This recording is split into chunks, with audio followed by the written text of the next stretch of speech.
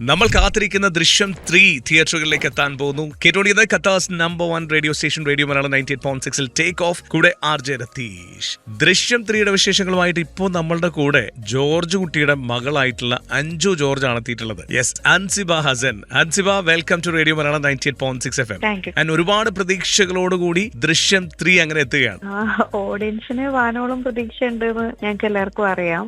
Jithu sir പറയുന്നത് പോലെ ഒരു കുഞ്ഞു ഫാമിലി ഡ്രാമയാണ് ദൃശ്യം 3യിൽ എന്തായിരിക്കും ജോർജ് കുട്ടിക്ക് സംഭവിക്കുന്നുണ്ടാകാം? ജിത്തു ജോസഫ് പറഞ്ഞു തന്നിരുന്നോ? പിന്നെ തീർച്ചയായിട്ടും നമ്മൾ സ്ക്രിപ്റ്റ് വായിച്ചിട്ടല്ലേ അഭിനയിക്കണേ. അതെ, അൻസിബയ്ക്ക് അപ്പൊ കൃത്യമായിട്ട് അറിയാം, ഡീറ്റെയിൽ ആയിട്ട് കാര്യങ്ങൾ അറിയാം. അതെ അതെ. 1, 2 മൂന്നാം ഭാഗം എത്തുമ്പോൾ ഒരുപാട് സസ്പെൻസുകൾ ഉണ്ടാവുമോ? അങ്ങനെയല്ല പറയാ. ദൃശ്യം 1ഉം 2ഉം കണ്ട എല്ലാവർക്കും അറിയാം ജോർജ് കുട്ടി എന്ന് പറഞ്ഞ ആ ഒരു ക്യാരക്ടറിനോടാണ് ആളുകൾക്ക് കൂടുതൽ ഇഷ്ടം. എനിക്ക് തോന്നിയിട്ടുള്ളത് മോഹൻലാൽ എന്ന് പറയുന്ന ഒരു നടനിലുപരി ജോർജ് കുട്ടി എന്ന് പറഞ്ഞ ആ കഥാപാത്രത്തെയാണ് കൂടുതൽ ആളുകളിലേക്ക് റീച്ച് ആയത്. കാരണം എല്ലാ മനുഷ്യരിലും ഒരു ജോർജ് കുട്ടിയുണ്ട്. ഫാമിലിയുടെ ഒരു കാര്യം വന്നു കഴിഞ്ഞാൽ ഏതൊരു മനുഷ്യനും എന്താണോ ചെയ്യുക അത് തന്നെയാണ് ജോർജ് കുട്ടിയും ചെയ്തിരിക്കുന്നത്. പക്ഷെ ജോർജ് കുട്ടി അത് എത്രമാത്രം ക്ലെവർ ആയിട്ട് എക്സിക്യൂട്ട് ചെയ്തു എന്നുള്ളതിലാണ് അത്ഭുതപ്പെടുത്തിയത് ആ ഒരു കഥാപാത്രം. അപ്പോൾ അദ്ദേഹം ഇനിയും എന്താണ് ചെയ്യാൻ പോകുന്നത് എന്നുള്ളൊരു ക്യൂരിയോസിറ്റി ആളുകൾക്കുണ്ട്.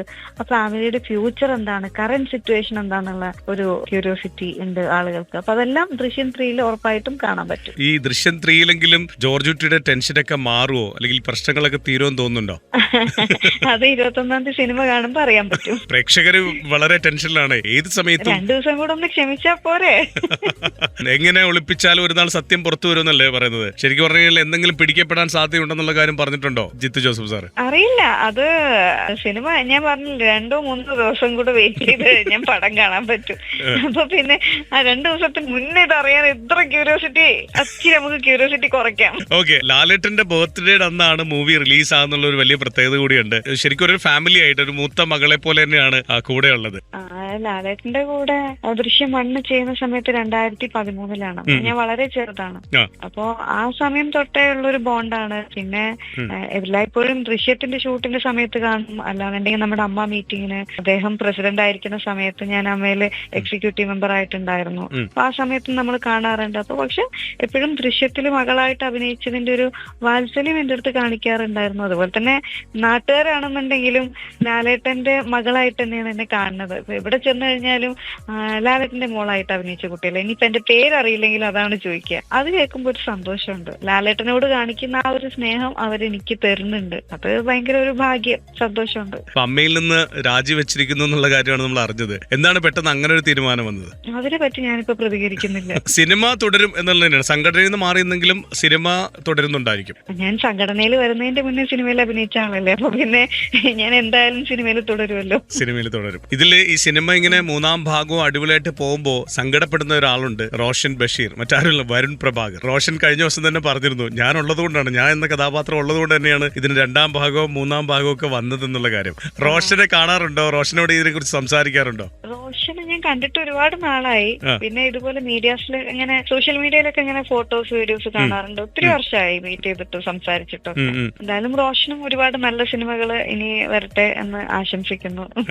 അതെ അതെ, ഞങ്ങളുടെ കൂടെ അന്ന് ഞങ്ങളുടെ വീട്ടിൽ വന്നതുകൊണ്ട് ഞങ്ങൾക്ക് ഇങ്ങനെ ഒരുപാട് ഭാഗങ്ങൾ വന്നു പോകാൻ പറ്റിയെന്നല്ലേ?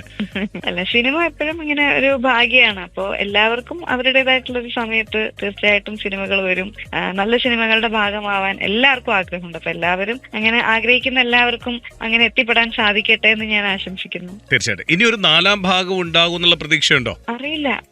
3 റിലീസായി കഴിഞ്ഞ ഓഡിയൻസിന്റെ ഭാഗത്തുനിന്ന് അങ്ങനെ ഒരു റെസ്പോൺസ് ഉണ്ടെങ്കിൽ തീർച്ചയായിട്ടും ഉണ്ടാവും. വേൾഡ് വൈഡ് ആണ് റിലീസ്. ഖത്തറിലും ഒരുപാട് പ്രിയപ്പെട്ടവർ കാണാനായിട്ട് കാത്തിരിക്കുകയാണ്. എന്താണ് അൻസിബ പറയാനുള്ളത് അവരോടൊക്കെ? ജോർജ് കുട്ടിയും ഫാമിലിയും കാണാനായിട്ട് വരുന്നത് ലോകമെമ്പാടുമുള്ള മലയാളികൾ ഏറ്റെടുത്തൊരു സിനിമയാണ് ദൃശ്യം. അതിൽ ഓരോ കഥാപാത്രങ്ങളെയും എല്ലാവർക്കും ഇഷ്ടമാണ്. അവരുടെ ഒരു അടുത്ത വീട്ടിലുള്ള ഒരു ഫാമിലി മെമ്പേഴ്സ് എന്നുള്ള രീതിയിൽ എല്ലാവരും കണക്ട് ചെയ്തിരിക്കുന്നത്. അപ്പൊ അതിലൊരു ഭയങ്കര സന്തോഷമുണ്ട്. പ്രത്യേകിച്ച് അങ്ങനെ ഒരു സിനിമയിൽ നല്ലൊരു കഥാപാത്രം ചെയ്യാൻ പറ്റുക, ലോകമെമ്പാടുമുള്ള മലയാളികൾ അറിയുക ആ ഒരു കഥാപാത്രത്തിന്റെ പേരിൽ എന്നൊക്കെ പറയുമ്പോൾ വലിയ ഭാഗ്യമാണ്. ദൈവത്തിനോട് ഒരുപാട് എത്ര നന്ദി പറഞ്ഞാലും മതിയാവില്ല. അപ്പോൾ ഖത്തറിലുള്ള എല്ലാവരും തീർച്ചയായിട്ടും 21-ാം തീയതി തന്നെ സിനിമ കാണാൻ നോക്കണം. ഇനി 21-ാം തീയതി പറ്റാത്തവർ അടുത്ത ദിവസങ്ങളിൽ പോയി കാണാം.